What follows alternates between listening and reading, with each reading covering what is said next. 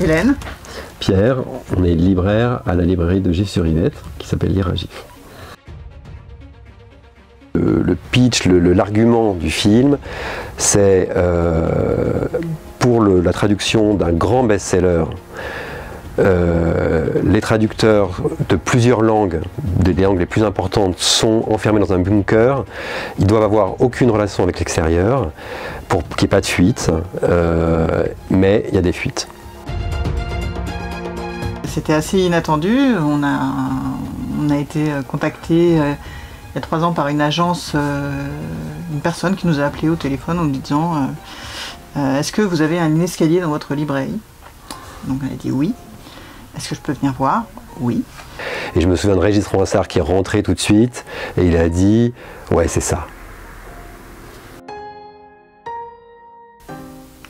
15 jours de tournage, non? 15 jours de tournage? Assez 15 jours, assez 2 semaines entières, oui. Il y a eu une semaine où ils ont, peut-être un peu moins, ils ont vraiment préparé la librairie. Donc il y a eu l'équipe décoration qui est arrivée, qui a changé beaucoup de choses, qui a déménagé beaucoup de choses. L'étage, c'est le bureau du libraire où donc se passe une scène fatidique. Les décorateurs ont été assez impressionnants aussi. Ont installé un décor qui corresponde en fait à une librairie des années 60. Où ils avaient déniché plein d'objets assez marrants, enfin Minitel, trucs comme ça, des petites lampes, des affiches qu'ils ont mis partout sur le Larzac, mai 68. Il y avait des camions d'Angif qui servaient de stockage pour les livres, pour les étagères, tout ça. Voilà, ils ont installé une grosse structure devant la librairie qui cachait complètement les fenêtres, l'entrée avec un grand borgnole noir, un grand tissu noir pour pouvoir incruster des images et pouvoir transporter la librairie en Normandie. Donc la librairie n'est pas à Gif-sur-Yvette. Ceux qui connaissent, nous on connaît la librairie, on a reconnu la librairie, en particulier l'élément central qu'ils étaient venus chercher depuis le départ, c'est l'escalier.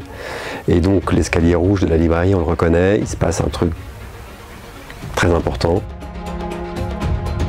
Un truc qui était marrant, c'est que Madame Pinault, qui était une fan de Lambert Wilson, lui a offert son meilleur gâteau, et ça c'était assez chouette, que c'était marrant.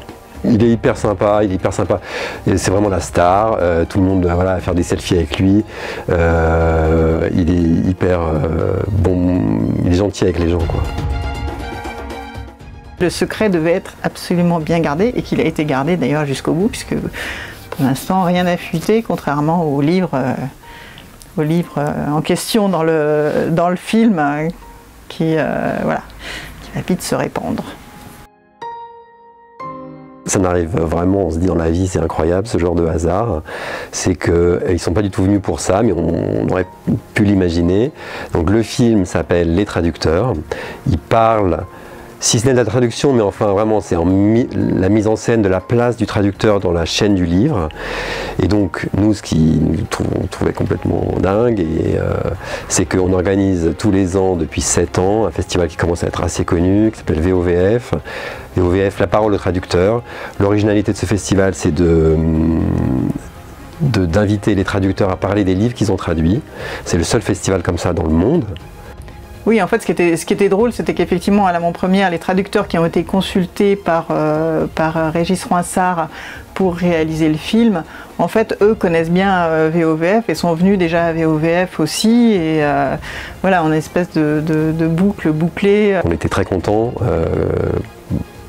Voilà, en plus de l'expérience de servir de lieu de tournage, on était aussi très contents de ce hasard.